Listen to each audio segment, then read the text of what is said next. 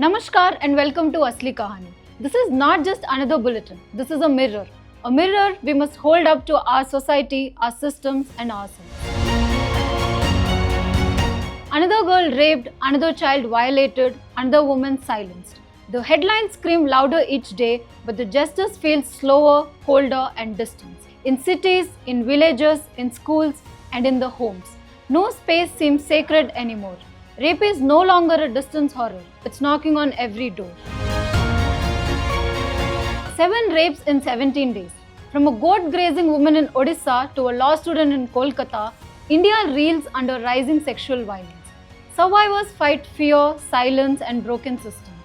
Justice still feels distant, and these are the only ones we hear about. Thousands go unreported, unseen and unheard.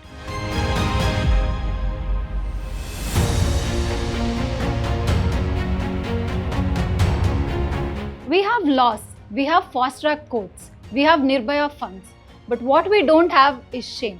We don't have accountability. We don't have the courage to change the roots that breed this violence. Our schools still shy away from sex education. Our parents still hush their children when they ask questions. Our boys grow up thinking no is negotiable. Our girls are told to dress properly instead of being taught to stand up and scream when something is wrong. And when something does happen, what do? We blame, we silence, we move on.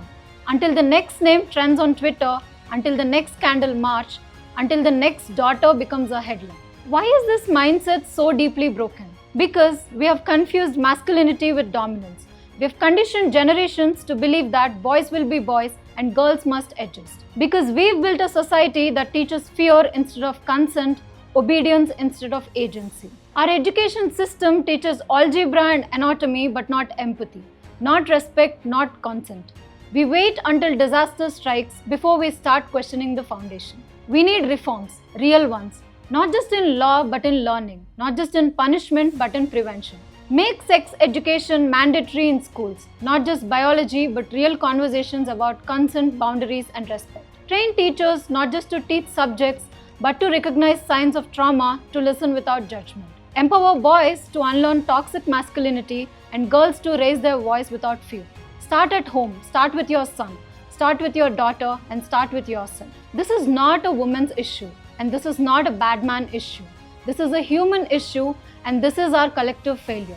You can choose to scroll, you can choose to stay silent, or you can choose to demand a different future. One where safety is a right, not a privilege. One where our children can walk freely, study safely and dream fearlessly. The question is, what will you choose? We pause here not to forget but to reflect. We'll continue uncovering what must be seen and said. Until then, be smart, be alert and be aware. And most importantly, be asleep.